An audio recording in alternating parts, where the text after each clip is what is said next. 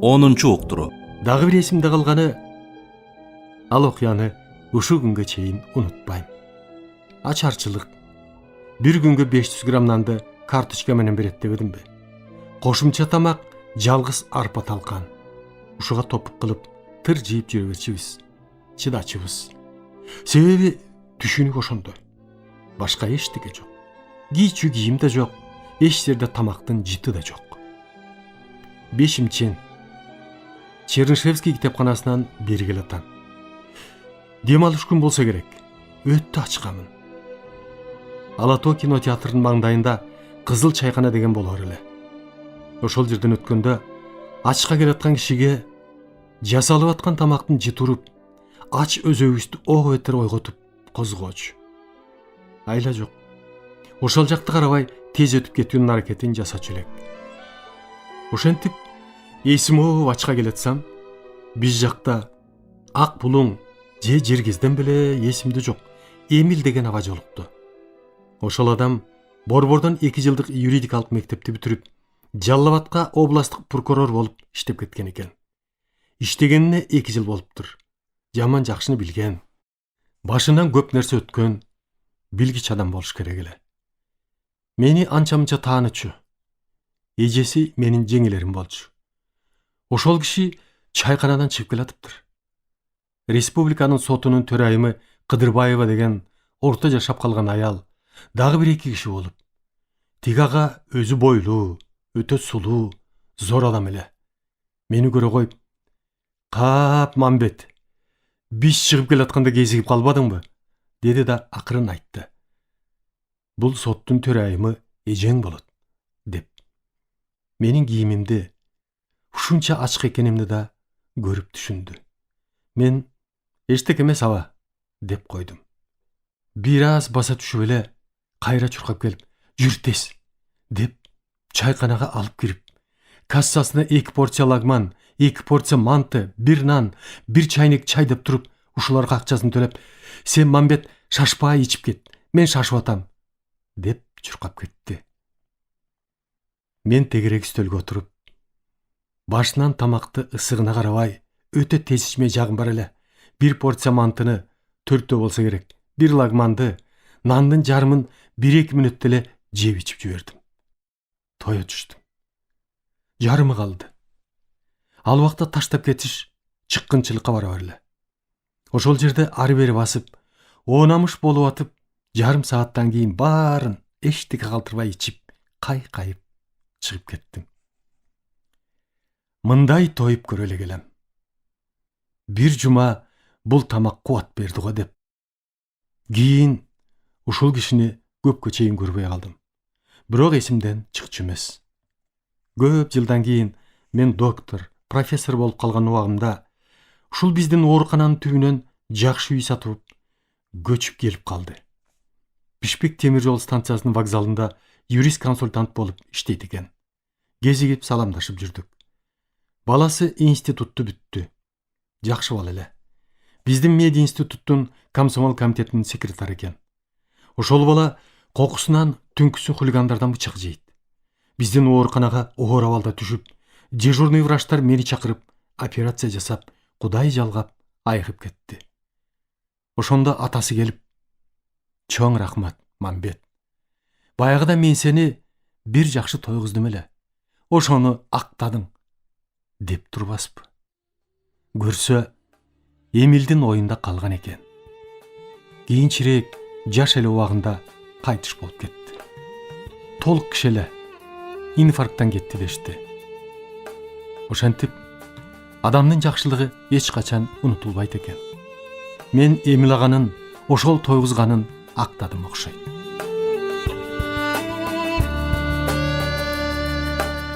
Кылган ишибиз эле күн түн дебей окумай. Анда мындай жакшы шарт жок. Бош бөлмөнү табуу кыйын. Биз кайсы жерде электр жарыгы болсо, эс болгончо түнкүсүн дагы сабак жаттап отура берчү элек.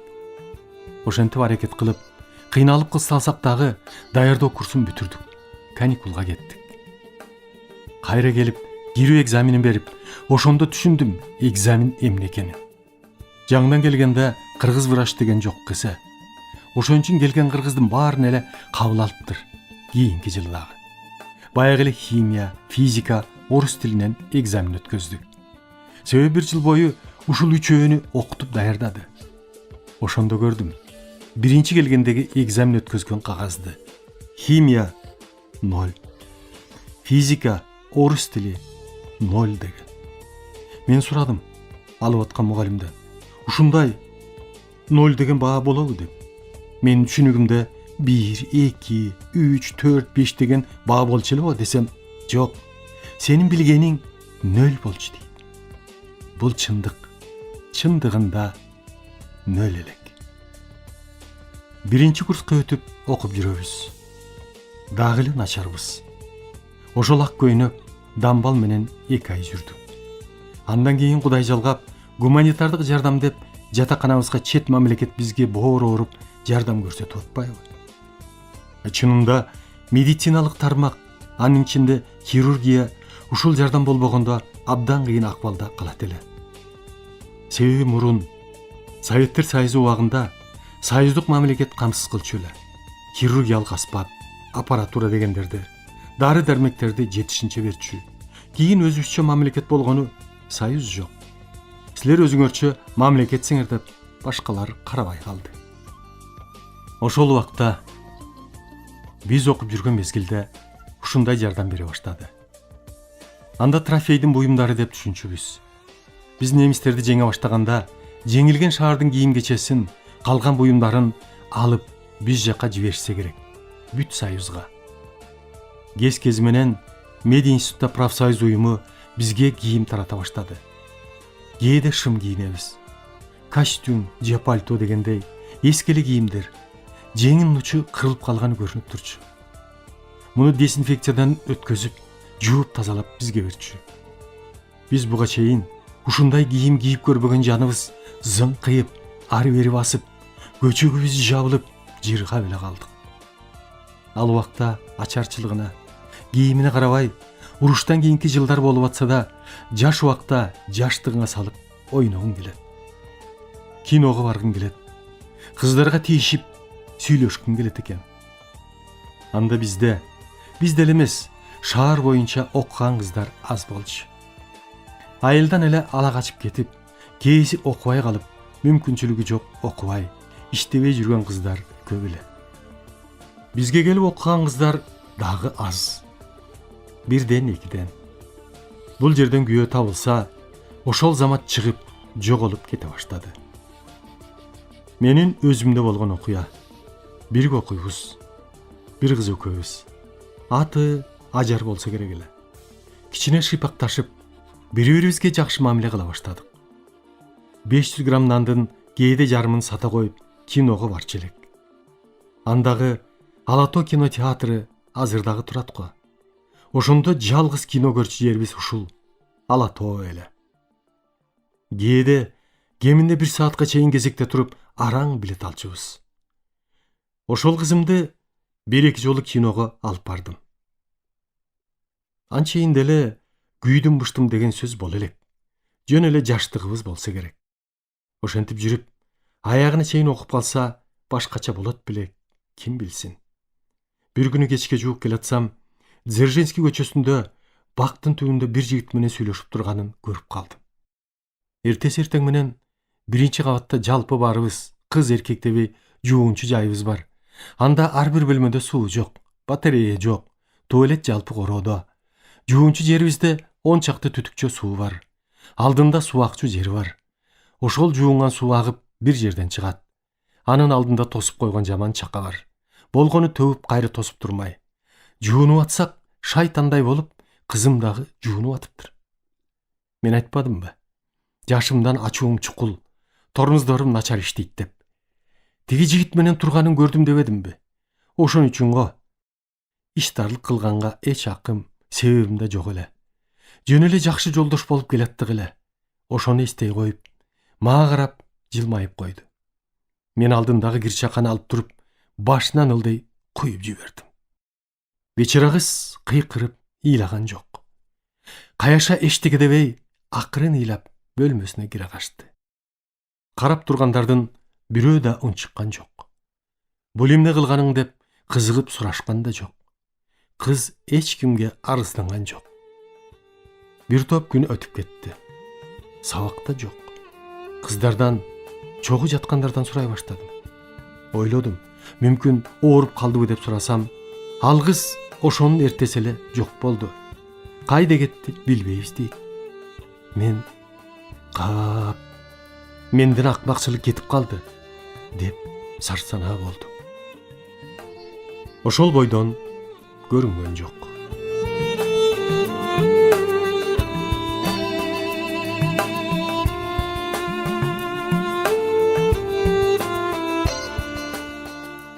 Эми кызыгы көп жыл өтүп профессор болуп калган убагым. Спецполиклиника деп коебуз. Биздин жетекчилер, көрүнүктүү кишилер ооруп калса, ошол жерге жатып дарыланып, текшерилип чыгышат. Кез-кези менен хирургиялык оору болуп калса, көрүп берүүгө консультацияга чакырышат. Эшиктин алдындагы киребериште кемпир отурат. Ар өтсөм, бер өтсөм деле тура калып салам берет. Салам берип өтүп кетем. Ушинтип саламдашып өткөнүмө бир топ болду. Бир күнү өтүп баратып, дагы ырсайгандан: "Эмне, мен өткөн сайын эле ырсаясың? Же мени тааныйсыңбы?" деп сурап калдым. Тиги: "Мамбет, чындап эле мени тааныбай калдыңбы?" дейт. Мен: "Кайдан тааныйм, эсимде жок" десем: "Мамбет, баягы кир суу чаканы унутуп калдыңбы?" деп турбайбы? Ошол замат эсиме түштү. Карыгансып калыптыр. Ушул жерде күзөтчү болуп иштеп жатам дейт. Ыйлап кирди. Ошондо ошол чакан эмес, бутумду сындыра чаап койсоң эмне дейт. Ошондон бери кайда жүрдүң? Үй бүлөң, бала чакаң барбы десем, ошондо сен көргөн жигитке күйөөгө чыгып кеткем. Турмушум болгон жок. Бир акмакка жолугуптурмун. Ич кичинем экен. Жашай алган жокмун, деди. Мен: "Өзүңдөн көр. Ошондо окуп алсаң эмне? Жок дегенде мага тийбесең дагы врач болуп өз жаныңды багып кетет элең" десем: "Арман көп, Мамбет. Ошондон бери турмушум болбой, ыйдын үстүндө келатам", деди бечара. Боорум ооруду. Адамдын тагдыры деген кандай кыйын. Көрбөй калдым. Аман болсун деп коем. Жашы мени менен тең эле болуш керек. Окууга киргенден баштап менде болгон максат окууну бүтүү. Ойлогон оюбуз күн түн окуу. Анан курсактын азабы. Башка үйлөнөм, арак ичем деген түшкө кирчү эмес. Окуп жүрөбүз. Бир күнү эле кечинде бизден окуган Кайпеков, Кудайберген, Шаймергенов экөө мага ыйлап келишти. Эмне болду десем, кечинде келатып, бир эки жигит бизден чоңураак экен. Нан карточкабызды тартып алды дейт. Эми аларды кайдан табабыз? Табылбайт го. Эптеп талканыңар менен чыдап оокат кылгыла деп кеңеш бермиш болдум. Бир жумадан кийин баягы экөө дагы мага чуркап келишти. Баягынан карточкабызды тартып алган неме ушул жерде жүрөт дейт. Кантип тааныдыңар десем, бирөөнүн бир көзү сокур болчу. Ошол сокур көзү эсибизде калды эле, дейт. Жүр, деп ээрчитип алып, лекциядан танапсыз убак эле аралап келатсак, могу деп көрсөтүп беришти. Көрсөм, биз менен окуган, бизден 3-4 жаш улуураак Ороз Кожоев деген эле. "Жүрүңүзчү, менин жумушум бар эле", деп эшикке ээрчитип чыктым. Эшик суук. Биринчи корпустун алдында карды күрөп, тепкичтен ылдый чоң күртүк кылып үйүп койгон. Чыгып: "Сиз могу эки баланын нан карточкасын тартып алыпсыз. Уят эмеспи? Бул бечаралар алыстан, айылдан окуйн деп келишсе, караганы, жан баккан ошол 500 грамм нан болсо, эми эмне оокат кылышат? Ачка өлөбү? Карточкасын алып келип бер", десем, мен деле анда тыртайып арыкмын. Мага караганда Ороз Кожоев дардайган немеле. Угуп унчукпай туруп: "Сен бала Бүгін мен кечке жуук жатакананын жанына барам. Сен дагы нан карточкаңды алып чыгып даярдап тур. Элчи болгондой сен кимсиң? Сенин эмне ишиң бар? Деп турбаспы? Айтпадымбы? Тормузум начар эле деп. Шамдагайлыгым, күчүм бар эле. Өзүмө ишенч элем. Ошентип айтканда, сокурдун соо көзү көзүмө даана чагылыша түштү. Ошол соо көзгө болгон күчүм менен катуу согуп калсам, тиги күрткүгө учуп тоолонуп түшүп чөмүлүп калды. Секирип туруп кокодон алып, бир топ жайлап жибердим. Алдымда жатып, тур, алып келип берейин, деди. Турдук. Көз жетти алы келбесине. А дегенде ойлоду окшойт. Ушул тыртайган немени заматта жайлайм го деп. Болуптур. Кечинде алып келип берейин, дейт. Мен жок. Азыр мен лекциядан калдым. Күтүп турам. Азыр алып келип бер. Эч кимге айтпайбыз, жамандабайбыз, десем, барып алып келип берди. Мен ошентип тиги эки бала үчүн жан талашып мушташып атсам, тиги экөө жок. Коркконунан качып кетишиптир. Нан карточканы берип атып, Орозко жоюп, эми сен бала шашпа, деди. Мен сенден коркпайм, эсиңде болсун, дедим. Чынында эле Орозко жоюп, менин артыман түштү. Күнүгө жатаканага жакын түн ичинде жолдошторум менен мени күтө баштады. Бир күнү кечинде келатсам, аңдып турушкан экен. Көрдүм. Жакындап келгенде качырып киришти. Мен качып, жатаканага кире бериштен кармай алышкан жок, көчкө бир тээп калды. Андан 3-4 күн өткөндө дагы аңдып турган экен. Мен деле билип, байкап сак болуп калдым. Дагы күтүп алды. Дагы качтым. Үстүнкү кабаттарда кыздар турчу эле, ошолорго кире качып, ошолордун арасында жаттым. Көрсө бул акмак өзүнө окшогон 3-4төө ушинтип хулигандык кылып, айылдан келген бечаралардын карточкасын, аны-мунусун тартып алып жүрүптүр. Анда бизде саат, акча, телефон дегендер жок. Мен саат тагынганымды ойлосом, кийин илимдин кандидаты болгондон кийин тагыныптырмын. Кийин териштирсем, Орозко жоюп, 10 классты бүтпөй эле, 10 классты бүттү деген справка менен өткөн немекен. Ушундайлар биздин арабызда бир тобу бар экен. Кийин 4-курсту бүткөндө медициналык мектепке барып, медицинаны бүттү деген диплом алып, анан мамлекеттик экзаменге киришкен. Аттестаты жок, диплому жок, медиа институттун экзаменине кирбейт экен. Ошентип Орозко жоюп, бир топко менин тынчымды алып, көпкө коркутуп жүрдү. Кудай жалгап, бир күн эле Орозко жоюп жок. Сабакка келбей калды. Ошо бойдон жоголду. Аны келбей калды, жоголду деп эч кимиси издеген да, жоктогон да жок. Сүйүнүп калдык. Кийин мен институтту бүтүп, доктор болуп, ишим ийгиликтүү жүрүп, телевизордон, гезит журналдардан мактап көрсөтө баштады. Менин жакшы жолдошум Мамбетов Мукамбет чогуу бүткөнбүз. 81 жашында өткөн жылы кайтыш болду. Мукамбет жөнүндө кийинчерээк толугу менен баяндама берем. Көп жыл мурун мага келип айтып атат. Панфилов районуна биздин карындаштар күйөөгө тийип, куда башы болуп бардым эле. Куда колхоздун уюн багат экен. Ошол уй фермасынын үйүнө бардык дейт. Отуруп таанышып, ичип жеп отурдук эле. Бир эле сапсайган, бир көзү жок чала отурган. Байкаган да, тааныган да жокмун. Бир убакта ошол абышка мага кайрылып, "Ой Мукамбет, мени тааныбай турасыңбы?" дейт. "Жок, тааныбай турам" десем, "Экөөбүз медиа институтта чогуу окубадык беле?" деп турат. Ошондо эсиме түшүп, тааный калдым дейт.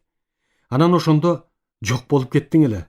Ошондон бери кайда жүрөсүң десем, ошондо кармалып калып, хулигандык менен 9 жылга кесилип кеттим эле. Ошондон бошоп келип, ушул жерде кудаңар менен уйчумун дейт. Ден соолугум, турмушум дагы начар. Карый баштадым. Ар дайым эсимде.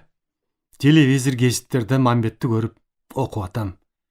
Аябай өсүп, жакшы келаткан экен.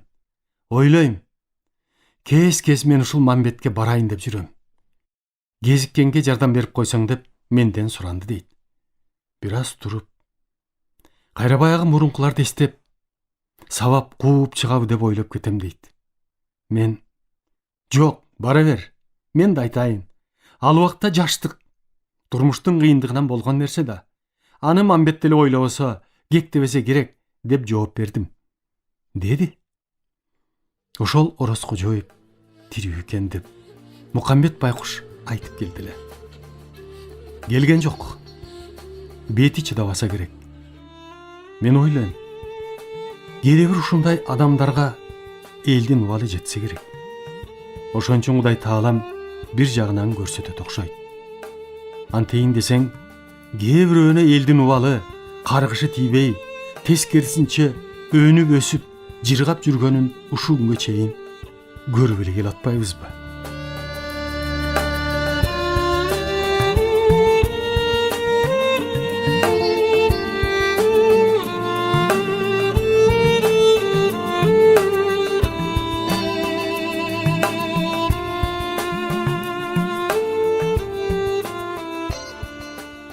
Биринчи курста окуп, ал убакта тышка чыкпаган адаммын. Билем, үйдүн алжайын. Ошого карабай, туулган жердин көрүнүшү, суу ташы, эн ата, бир туугандар эсиңден эч качан кетпейт экен. Ошол убакта ушуларды абдан сагынчумун. Бирок чыдачумун. Алдыга койгон максатым өл тирил окууну бүтүп врач болгум келчү. Кышкы каникулга бир жумага үйгө жөнөдүм. Машина деген жок. Жолдо бараткан жүк тартуучу үстү ачык машинага түштүм.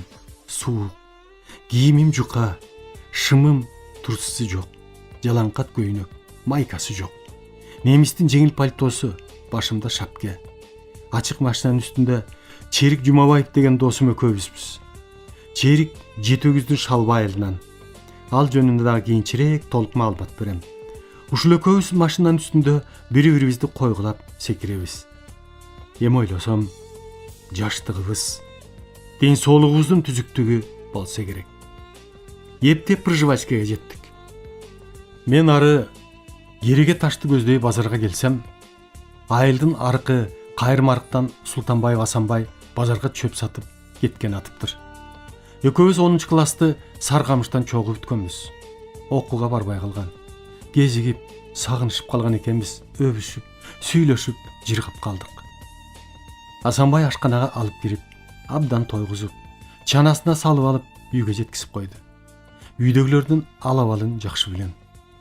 Мал салыбыз жок, кедейлик деп эдимби. Ошентсе дагы эн атам, бир туугандарым өтө кубанып тосуп алышты. Үйдөн картошка жесең дагы ысып, жармешсең дагы башкача даамданып, ырахат алчу элем. Оюмда кайра кантип кетиштин айласы. Жол кирени кайдан табам? Ушул ой институтту бүткүчө ойлонупту. Ушунчалык убара болчумун. Себеби элдин турмушу өтө начар. Кийин чоңойгондо көрүп билип калдым. Кээ бир адамдар акча дегенди көрбөй билбей, тааныбай кеткенин. 2 күн эс алып, Кызыл Ыя деп коебуз. Ошонун жанында башка октуда жыргалаң шактысы бар эле. Баягы мен күйөөлөп барып жүргөн жак. Ошол шактыда Мамакенин улуу карындашы Ани эжекем 2 уулу, 1 кызы менен турчу. Бул эжекемди күйөөсү Төлөмүш согуштан жок болгондон кийин мен Фрунзеге тилектеле ошол шактыга жан багыш үчүн өзүм узатышып койгом. Бир кызыл уyu бар эле. Болгон төшөнчүсүн ушул уйга жүктөп барганбыз.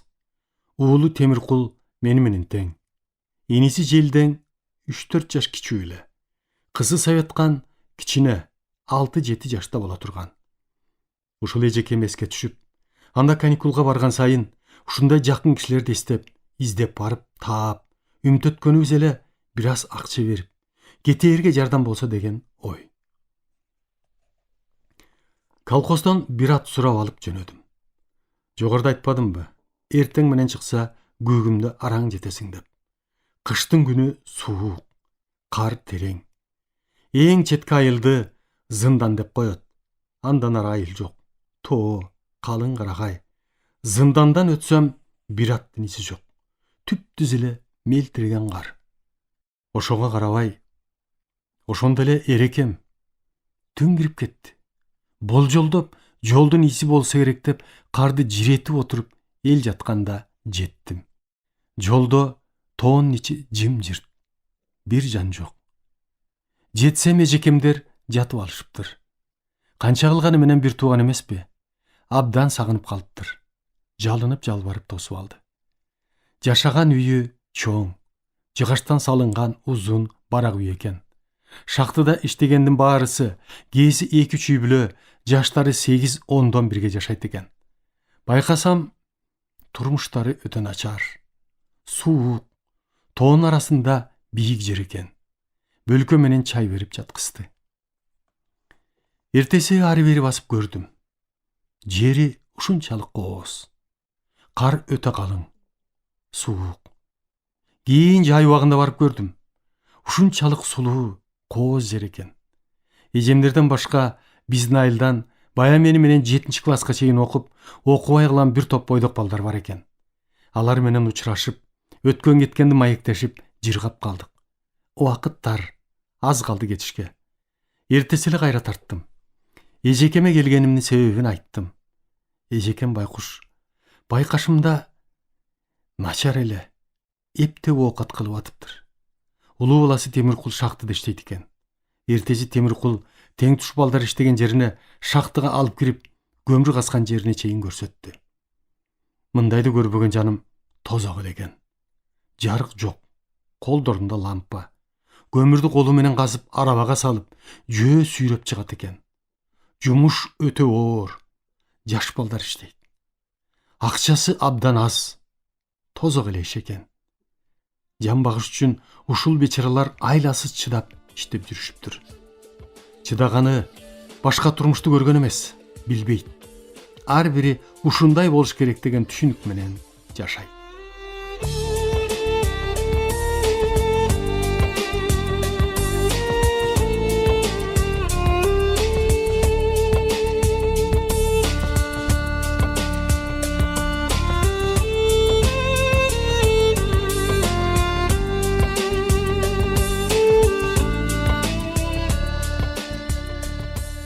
Урматтуу радио угуучулар, сиздер адабиятты уктуруубуздан Кыргыз Республикасынын баатыры, академик Мамбет Мамакеевдин «Мезгил жана инсан» аттуу автобиографиялык чыгармасын Кыргыз Республикасынын эмгек сиңирген артисти Эгемберди Бекболиевдин көркөм окуусунда уктуңуздар. Көркөмдөп музыкалаштырган Жыргал Аманова.